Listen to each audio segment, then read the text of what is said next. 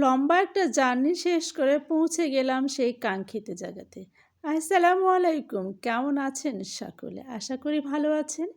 এখানে আসবার পর কিভাবে যাব এবং কিভাবে এটা পার হবো আমাদের ঠিক জানা ছিল না। যেহেতু ১ম এই এলাকাতে এসেছি, এক ভদ্রলোক আমাদেরকে বলে দিলেন, এপাশের সিঁড়ি দিয়ে উঠে ওপাশটায় গিয়ে নেমে যান। তাহলে আপনারা পৌঁছে যাবেন আপনাদের সেই কাঙ্ক্ষিত জায়গাতে। উপরে যখন উঠলাম দেখতে বেশ ভালো লাগছিল। আর আমি এই ফাঁকে উপর থেকে পুরো স্টেশনটার ভিডিও করলাম।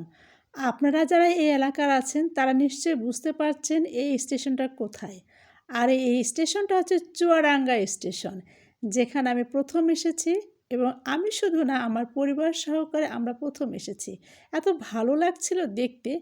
গাছের পাতার আড়ালে লুকিয়েছিল সূর্যটা, মাঝে মাঝে একটু উঁকি দিচ্ছিল।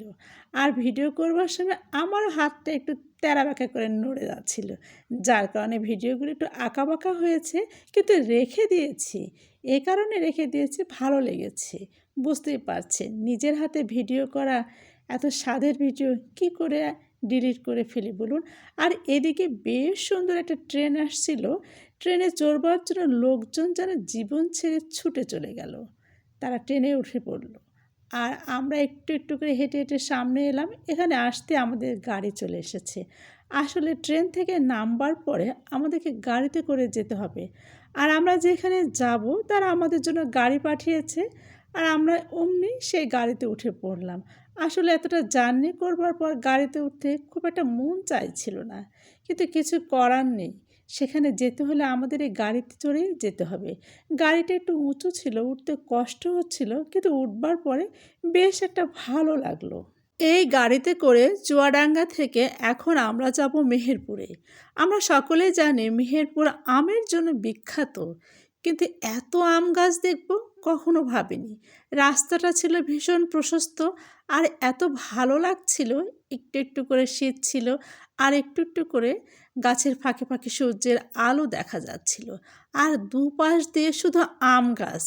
আমাদের এলাকাতে রাস্তার ধার দিয়ে ইউক্যালিপটাস গাছ, অনেক রকমের গাছ দেখা যায়। এখানে কিন্তু আমি সবসময় দেখতে পেয়েছি আম গাছ। আর আম বাগানগুলো বিশাল বিশাল আম বাগান। বেশ ভালোই লাগছিল, কারণ আমের জন্য যেহেতু বিখ্যাত, আম গাছ থাকাটাই স্বাভাবিক। একটা বিষয় খেয়াল করলাম, এলাকাতে জনসংখ্যা মনে হয় খুব কম। আমরা যখন যাচ্ছিলাম রাস্তার ধার দিয়ে তেমন লোকজন দেখা গেল না। আর গাড়ি ঘোড়া যে তেমন একটা ছিল তাও কিন্তু না। এই হিসাবে আমার মনে হলো যানজট এবং লোক সংখ্যা মানে খুব কম। যাই হোক, ভালো লেগেছে। আপনার সকলে ভালো থাকবেন, সুস্থ থাকবেন, আর মেহেরপুরের রাস্তার আম গাছগুলো দেখতে থাকুন। আল্লাহ হাফেজ।